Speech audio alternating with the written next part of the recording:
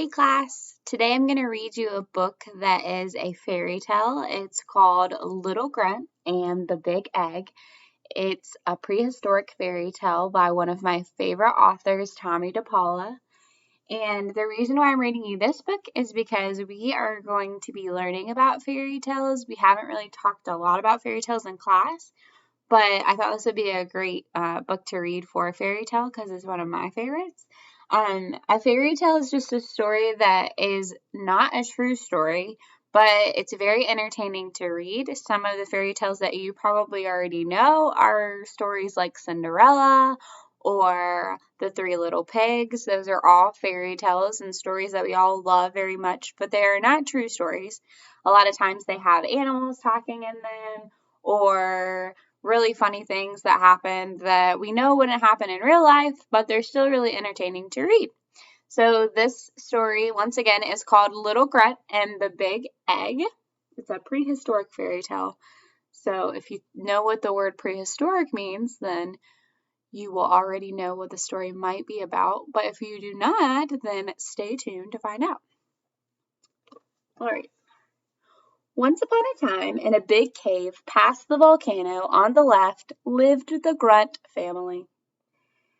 There was Uncle Grunt, Aunt Grunt, Granny Grunt, Mama Grunt, and Papa Grunt. Their leader was Chief Rockhead Grunt. The smallest grunt of all was Little Grunt.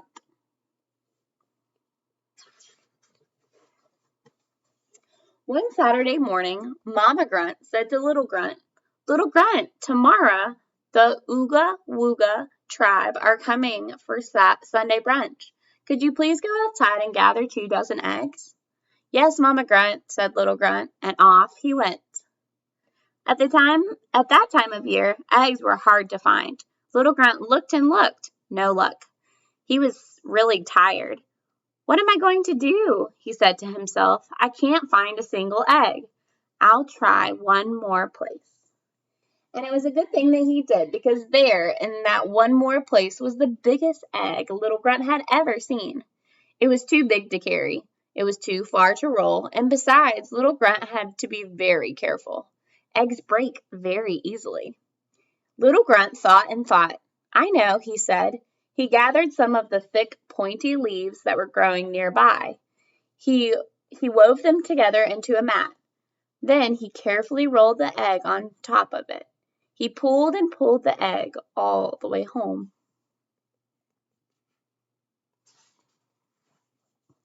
"My goodness," said the Grunt tribe. "Ooga ooga, what an egg! That will feed us and the Ooga Woogas and even the Gruntler tribe. Maybe we should invite them to Sunday brunch, too." "I'll be able to make that special omelet I've been wanting to," said Mama Grunt. "Ooga ooga, yummy, yummy," said all the grunts. They put the egg near the hearth. Then they all went to bed. That night, by the flickering firelight, the egg began to make a noise. Click, crack, went the egg. Click, crack, clunk. A big piece fell into the floor. Click, crack, clunk, plop. The egg broke in half, and instead of the big egg sitting by the fire, there was a baby dinosaur. "Wah!" cried the baby dinosaur, and all the Grunt family woke up. "Ooga ooga," they said. "What are we going to do?" "There goes the brunch," said Uncle Grunt. "What will the Ooga Wooglas say?" said Aunt Grunt. "I bet I'm allergic to that thing," said Papa Grunt. Chief Rockhead Grunt said, "All I know is that it can't stay."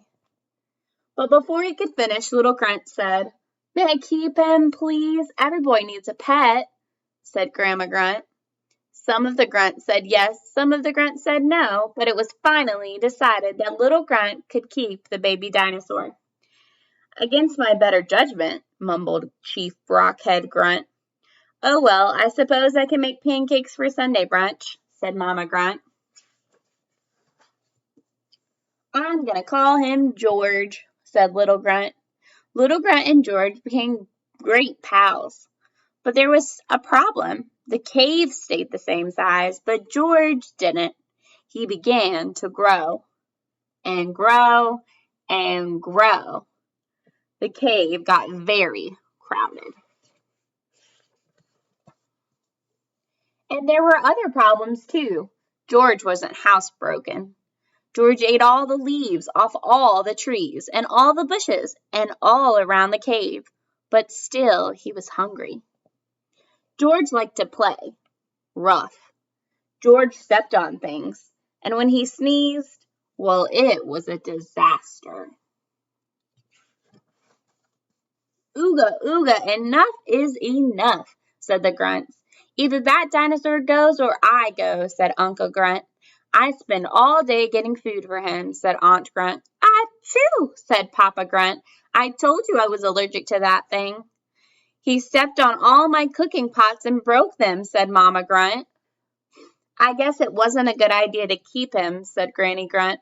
How about a nice little cockroach? They make nice pets.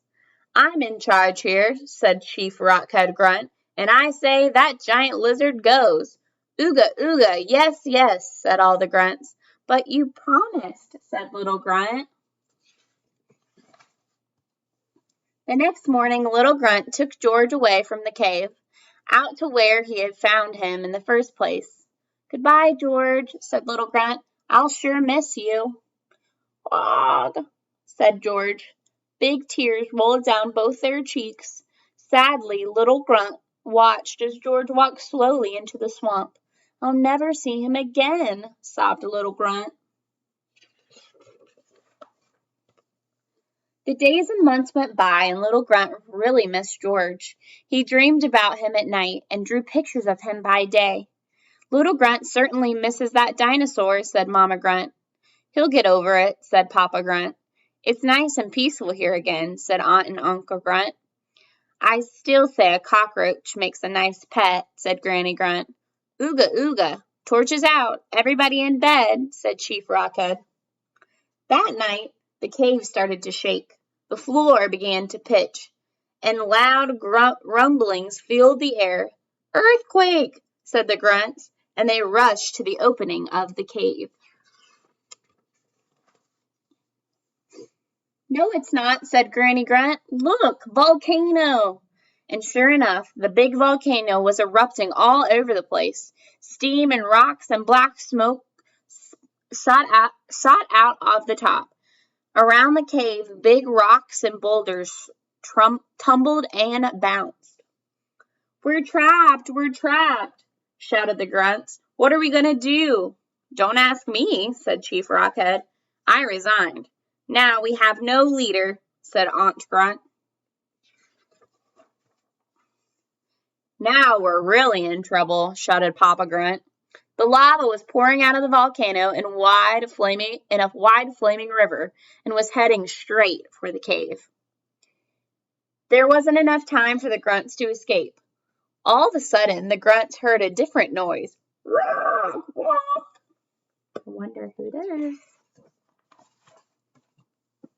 It's George, cried Little Grunt. He's come to save us. Ooga, ooga, quick, said the grunts as they all jumped on George's long neck and long back and long tail. And before you can say Tyrannosaurus Rex, George carried them far away to safety.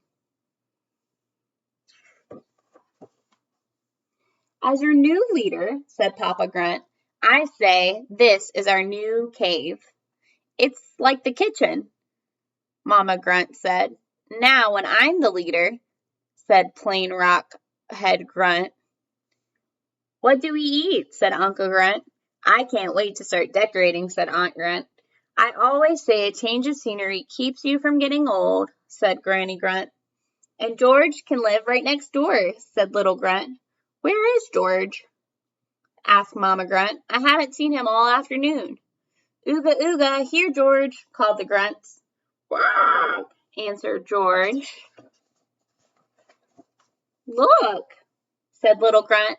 Oh, no, said the grunts. There was George sitting on a pile of big eggs. I guess I better call George Georgiana, said Little Grunt.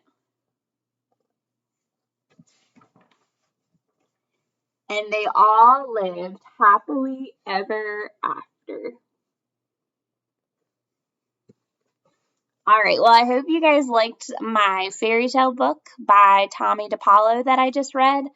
If you go over to Seesaw, you'll be able to answer some questions about the book. Just give me the main idea and some supporting details about this book. And then we'll do another read aloud later so that we can try and practice giving a main idea and supporting details again. I hope you guys enjoyed this book, and I will talk to you soon. Bye!